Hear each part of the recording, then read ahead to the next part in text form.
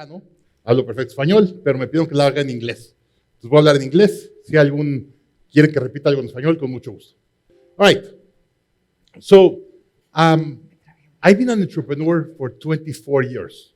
I built my first company 1998, 2 years out of college.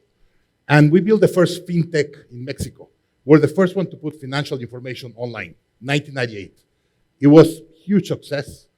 We partnered with an Argentinian company and a Brazilian company. We raised like $60 million from venture capitals. Back then, 1998, was like 500 million of today. It was crazy what happened. We scaled the company to 1,200 employees, and we sold it. We sold 2 days before the peak of the NASDAQ. And we thought we were amazing. And then I did my second company, and it was a disaster. I thought I was a great entrepreneur. Like, come on. I built one of the biggest companies in Latin America. We'll be like a 3-time unicorn this year. And then it didn't went well. So I started studying what really makes a great CEO and what doesn't. And that's what we're going to talk about today. And I've been coaching entrepreneurs for the last 15 years. And I've seen that there's certain tools that some entrepreneurs and CEOs use to be able to create more impact, but most importantly, reduce the drama. And what is drama? Rotation, cash flow problems, all the issues that happen with your company. And I coach entrepreneurs. They take 2 months vacation. Their company still grows 40, 50% a year. And they're taking 2-month vacation.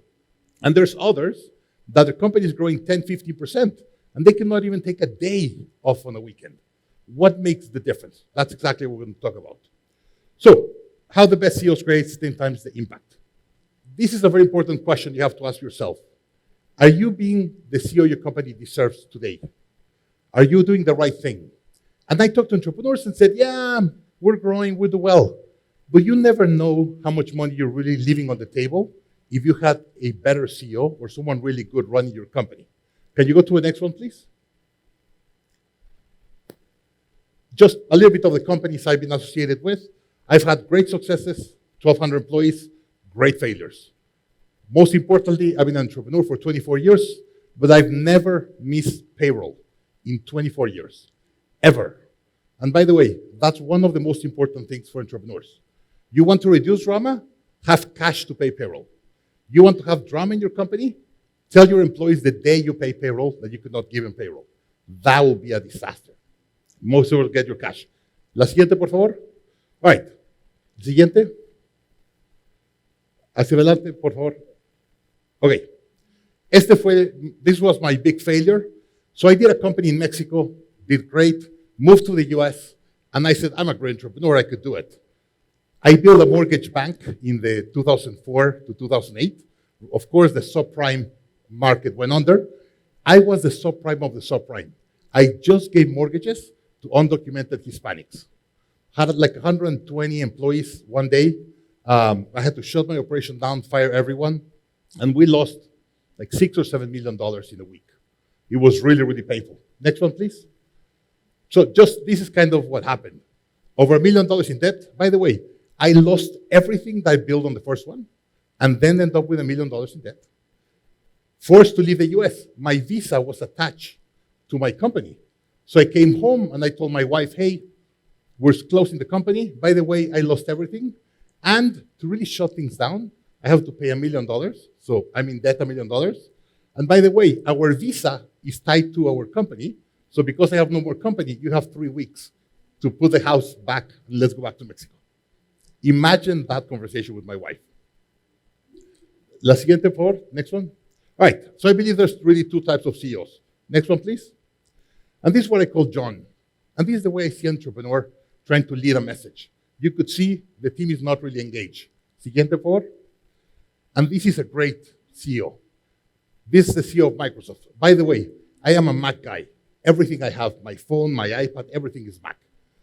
I admire the CEO of Microsoft. You can't imagine how much. So I'll show you in a couple of slides a little bit of an impact so you get the idea.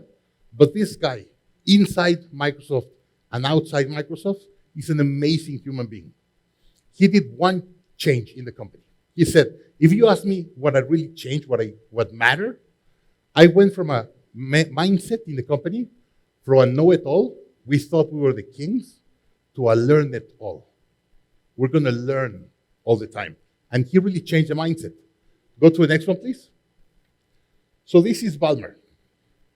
So this is the stock valuation of Microsoft.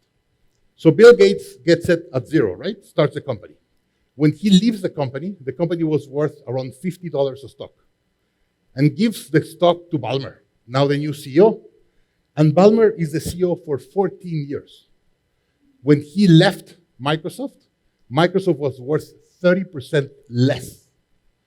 Imagine being CEO of the biggest tech company in the world, and in 14 years, he destroyed value, 30% of value. And then you get Satya Nadella, and he multiplied by 6 the valuation in 6 years. Stock is not everything, but that tells you what is to be a great leader. That for me makes that. So let's study what he did and what's the difference. And by the way, when I took this picture, Ballmer was worth 71 billion, and Satya Nadella is not even a billionaire. Weird the way the world moves. But this guy destroyed value and still was worth 71 billion. La siguiente, por favor. Siguiente. Right. And of course, the choice is yours. You could be in either way. Siguiente. And this is what I hear all the time. I feel alone. So I usually wake up at 5 o'clock in the morning. Every day I have my morning ritual. You can't imagine how many times my WhatsApp, I have a call from an entrepreneur or a WhatsApp saying, I need to talk to you, call me. At 5 a.m., they send me at 1, at 2 o'clock. So they woke up, they cannot go to bed because of the issues they're having. That's kind of the difference. And they always start by telling me, I feel alone. Every one of my employees is asleep. I'm working at 2 a.m., and I have no idea how I'm going to pay payroll tomorrow. Or I have no idea how I'm going to let them know that we're losing our biggest client. Those kind of issues, it really feels very alone. Siguiente, por favor. So no one really teaches you how to be a CEO. And I'll tell you a quick story. When I first built my first company, we were 4 co-founders.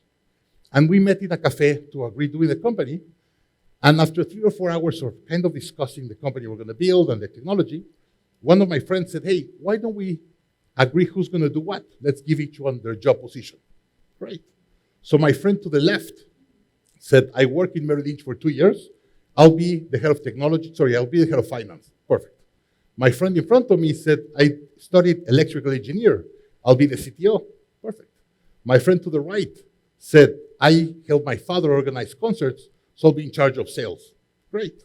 They looked at me and said, what are you going to do? And I was like, you're better than me in finance, marketing, technology. I'll be the CEO. And everyone looked at me and said, like, why? And I was like, I know the least of all the important things of the company, but someone has to take decisions. They said, okay, that was it. I remember getting home and telling my parents, I'm a CEO. And my dad said, what? And I was like, this company that I'm creating with my friends. Of course, at the end, ended well. But let me tell you that 6 months into that decision, I fired my co-founder on the left. And a year later, I fired my co-founder on the right. So by the time we sold the company, just 2 of us remained. And no one prepared me to take that decision. I had to realize that as stockholders, they have the same rights than me. But as the CEO, I had to put the right person in the position. And they were my best friends. They were my co-founders. They were not the right persons to lead the company. And that's a decision I did not let, probably a couple of weeks, that I could not sleep because I was worried that I had to fire them. Next, please. So you need to build a CEO system. And I go to companies and I tell them, hey, show me your systems. Show me their accounting system, production system, customer support system. And I was like, and your CEO system? How do you run as a CEO? So I believe we have to build a CEO system that helps you do 3 things. Prioritize, measure, and communicate. If you do those 3 things, you're halfway being a great CEO compared to the rest. Siguiente, por favor. Right. This is the US. The US has 32 million companies today registered. 96% of them do less than $1 million. By the way, I'm from Mexico. Like you, I see the US. It's huge. All the big companies. Very few do above $1 million. That's data from the IRS. And then you get just 4% getting to $1 million, 0.4% getting above 10 million, and just 18,000 companies getting over 50 million. That's it. But here's the cool part, or the hard part. The valleys of death. What took you to one stage will not take you to the other one. The team members, the investors, the money, the strategy, it will not take you. In my company, I had a great strategy to get to 1 million, and all my marketing team did not work to get to 10 million. I had to significantly change my marketing team, my systems, my processes, everything. You also need to have a CEO system that will evolve based on the stage. Siguiente, por favor. So, my home country, la siguiente, por favor. Mexico, this is my home country, 5.2 million companies, similar percentages. It's just one difference, the revenue. 10 million pesos, it's around $500,000. So let me kind of run you how this looks. In the US, a small, mid-sized company does around $120,000 revenue per employee. If you have 10 employees, you should be doing between $1 million to $1.2 million. In Mexico, it's between $40,000 to $45,000. Guatemala, I think, is around $30,000 revenue per employee. So count your company. In my company today, we are doing $230,000 revenue per employee. That's one of the most important KPIs I measure every year, because that tells me how effective or efficient I am running my company. Of course, I use a lot of technology, and we're able to produce more. But measure where you are. Whenever I'm starting a conversation with an entrepreneur, if I ask them, hey, how much money you're making, no one wants to tell you that. But I said, hey, how many team members do you have? Oh, I have 20. And I was 20 in Guatemala. You should be doing around $600,000. I've never shown my financials. How do you know? And I was like, well, that's the average. And they said, well, I'm doing much less than that. I'm doing like 450.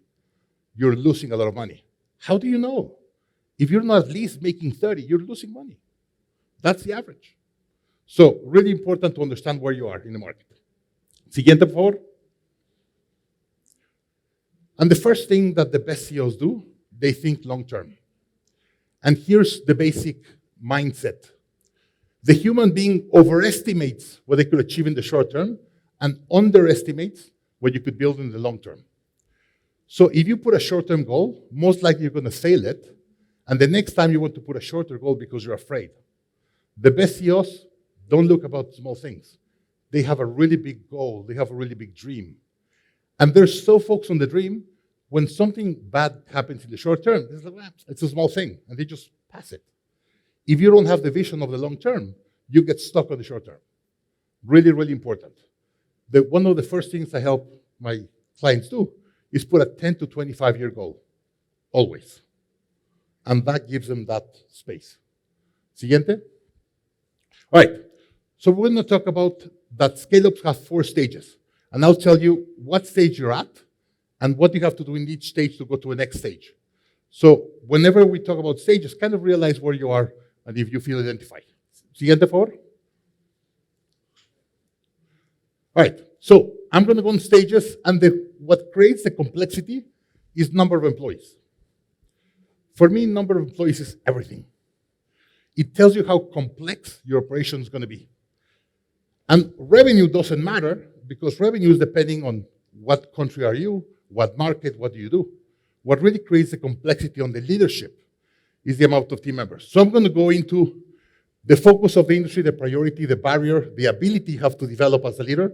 And then if you understand scaling up by Vern Harnish, the 4 decisions, what's the right decision you have to focus on in each stage? Siguiente, por favor. All right, so startup. 1 to 5 employees. Product market fit. What is most important is that you build a product or a service your clients are willing to buy. That's it. And please don't raise venture capital until you don't figure this out. Because you think you're going to figure out in 2 or 3 months, and sometimes take you 3 years, and you lose your company in the middle. So don't raise venture money until you don't figure out the product market fit. Of course, you have to validate the business model. You have a lot of assumptions in your business plan, and this is the stage to validate your assumptions and make sure you're right.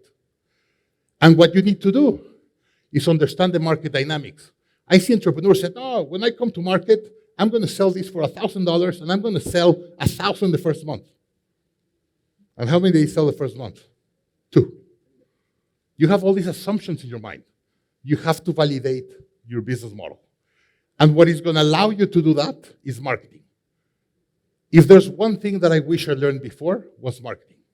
That would allow me to be way more efficient understanding what my client wanted so I could really sell them that. So in stage one, get really good at marketing to understand the market dynamics, how the competitors compete, and how your clients buy, to get your product market fit. And the decision's all about strategy. Redo your business plan, do your one-page strategic plan in stage one. Siguiente, por favor. Stage two, 6 to 15 employees, 100% focus on sales. Why? You have fixed expenses and unstable revenue. What is that? Drama. You want to make sure you lower your drama, stabilize your revenue. The most important thing is that you figure out a system that you could consistently generate revenue. If you got your product market fit on stage one, then you could build a great sales system. If you have not figured out your product market fit, it's impossible you build a sales system. So stabilize revenue, but now you have to lead. This is the organization. Now you're leading people. And to be able to lead, you have to delegate, right? You have to start building systems and processes to start delegating to your team for them to run your company. And the decision is all about cash. Don't run out of cash. That's why the stabilized revenue. And team. You go from hiring generalist to specialist. In the first stage, you don't choose your employees. Your employees choose you. You don't have great salaries, great bonus and benefits. Whoever is willing to work for you, you're so thankful. You check if they have a pulse. Yes, please come and work for me. And you hug them. In stage two, now you know your business. Now you understand your areas. You have to be way more strategical of who you hire. And you have to start hiring people that are better than you in each of the areas of the business. Siguiente. All right. There's two very important decisions you have to take in your business. And the first one is to scale or not to scale. I am the scale-up guy. Like, I've been teaching scaling up for 15 years. My business is called the Growth Institute. That's what we do. I recommend more companies to stay on stage two and do not go to stage three.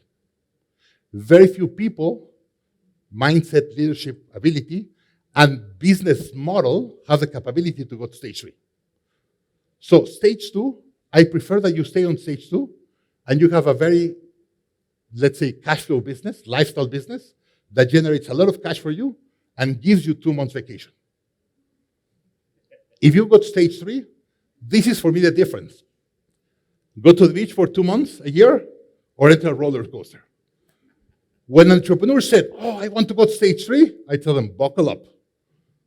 Because you're going to have to go into the valley of death of stage three, and that's a tough stage. That's when you raise venture money. I will explain why. And that's when you start having a lot of drama. Super, super important here. I have 2 businesses today. I have Growth Institute, that is a scale-up, and we're scaling 40-50% a year. I have 35 employees, and we're doing great. I have a consulting business that I have 3 employees. You know how much money I make here for me compared to this one for me?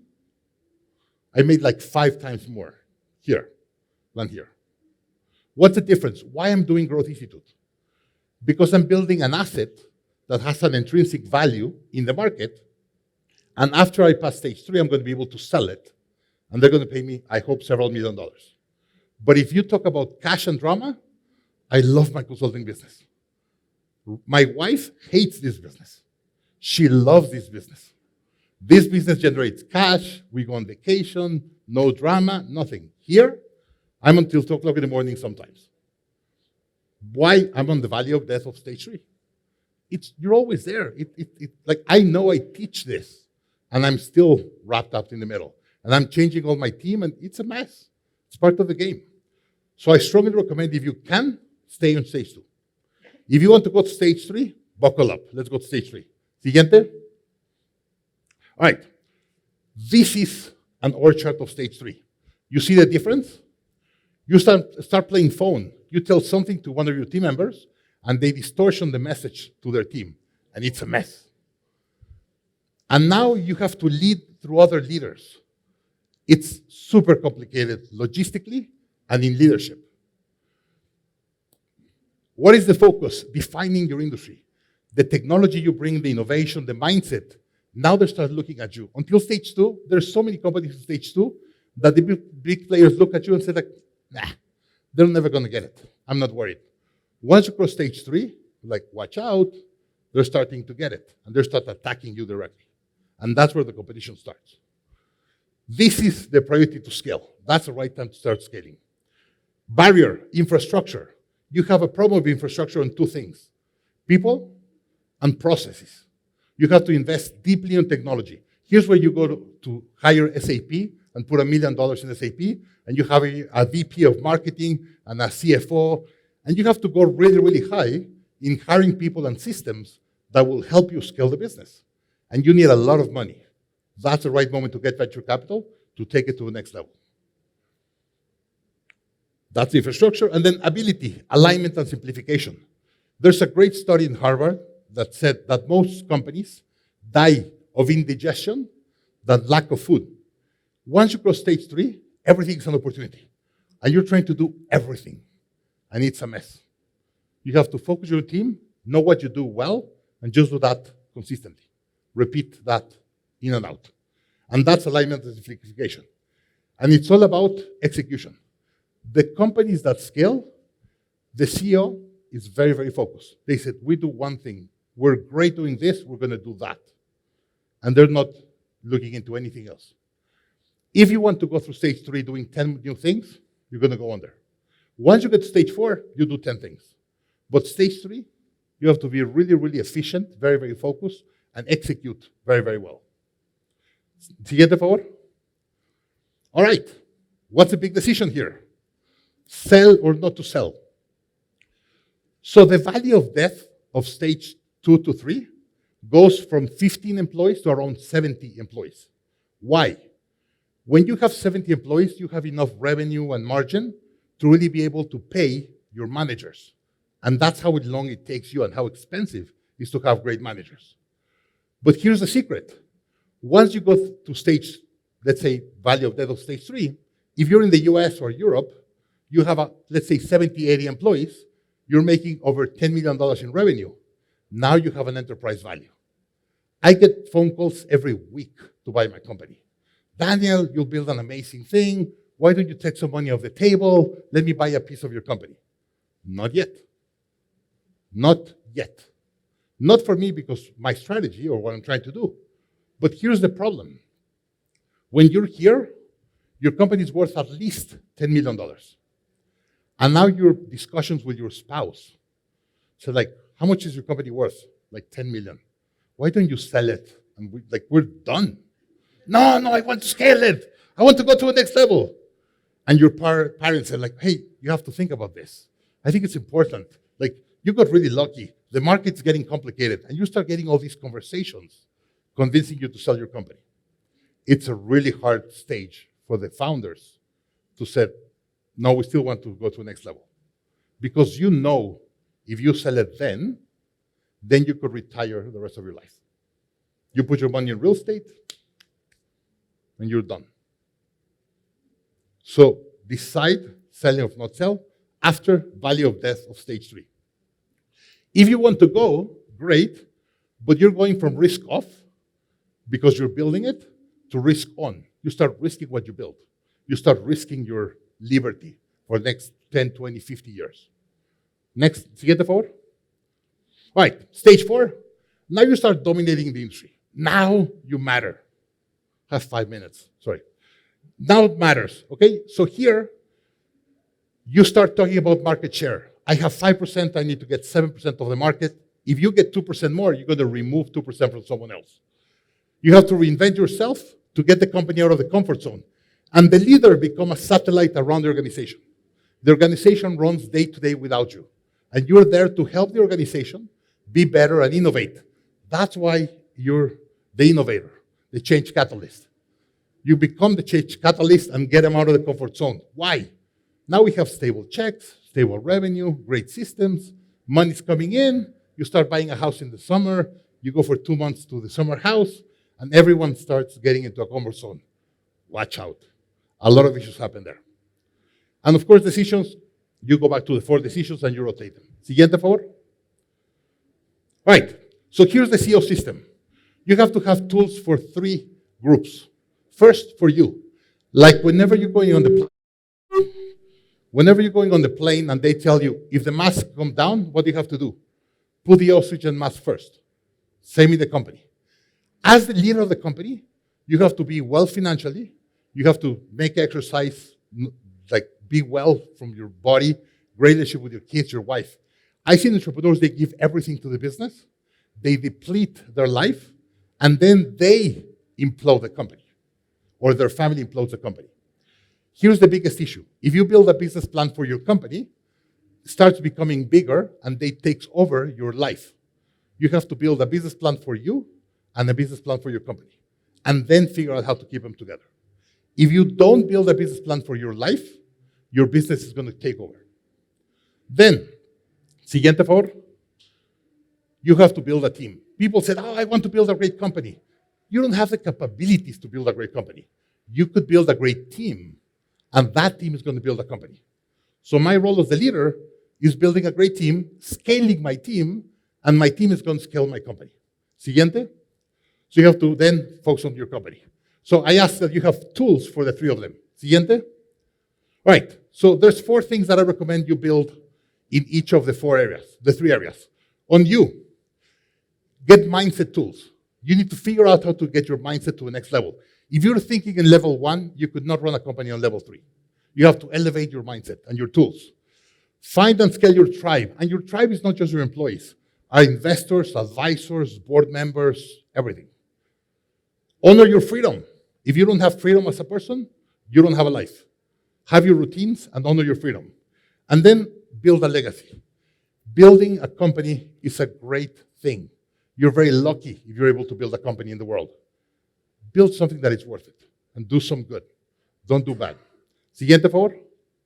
All right, for your team, build and lead your team. Hire the team and then lead them to work as a team. Design a culture. What is culture? How we operate, core values, how much fun do we have together? Build a culture that the team will be excited of working in your company. Don't have a place that is toxic and they just want to make money. Build a company that they would love to work there. Boost their capabilities. The more you grow them, the more they're going to grow your company. And then align their execution. Help them to run as a team of alignment. That's the role of the leader, to tell people we're going to go there, there, or there. We're telling the decision. Siguiente. And then for the company, strategy, simple and powerful. Sales system to make sure you get cash. Cash solves everything. Drive exponential growth. If you want to really scale it, you have to drive the exponential growth. And of course, check on the value. And here's the last thing I'm going to say on value. I see entrepreneurs, they work 20 years to build an amazing company. And when it's time to sell it, they give it to the first one that gives them $1. No. You could multiply your 20 or 30 years of work if you're strategic the way you sell your company. I'll give you a number just to give you an idea. Last year, I sold a company of one of my clients. They did 13 and a half, almost $14 million revenue. You know how much they paid us for the company, or how much they paid my client? 70 million, 70. Because we sold it to a strategic player. Quick story. This is a phone, right? Imagine me, Daniel, I invent this phone. And I do 5 million the first year, 10 million the second year, 50 million the third year. I'm blown away by my company. How much is this company worth for me? 50, 100 million? That's it, right? But imagine Apple buys this company from me, brands the phone Apple, and put it in the Apple network distribution. How much they do of revenue in the first year? How much? $1 billion, 2 billion, 10 billion? How much is worth for them? How much are they willing to pay for my phone? So for me, it's worth 50 or 100. For them, it's probably worth 2 billion.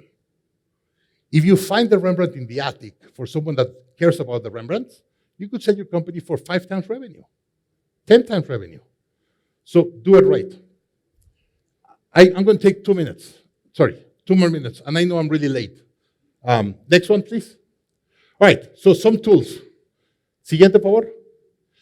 3 prácticas, 3 tools. Next. First, have a morning routine.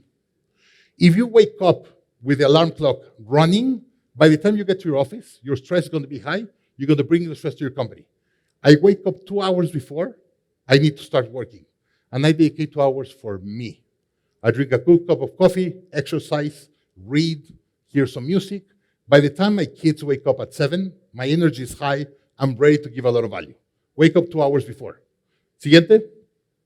Have 3 types of days. Execution days, where you're adding value. Preparation days, where you're preparing to add value, where you're growing your mindset, your tools, everything. And days to rest. And here's the rule. You should not have an office in the office. Siguiente, por favor. So this is my calendar. Monday, it's a steam day. I run all my company on Mondays. I don't have any other meeting that is not Monday with my team. I'm growing 50% a year, and I run my company 1 day a week. We've been doing 5,000 4 years in a row. 1 day a week. I do webinars and stuff in the middle, but all my meetings, all my management is on Monday. Then it says coaching days. I coach 2 days a week. My coaching company, I run it in 2 days a week. And then here it says content day. I produce content for social media and stuff. And now CEO day, that's my day for me to do what I need to do of CEO. And I read, I think, I do strategy, and I execute on Mondays. That's it. Siguiente. This is the way my office used to look. Don't have an office in the office. Have a conference room. Get to your conference room, work with your team, and then leave. If you have an office, they expect that you're going to be in the operation. I'm not in the operation. I'm the CEO. I hire you to run the operation. So I don't have an office in the office.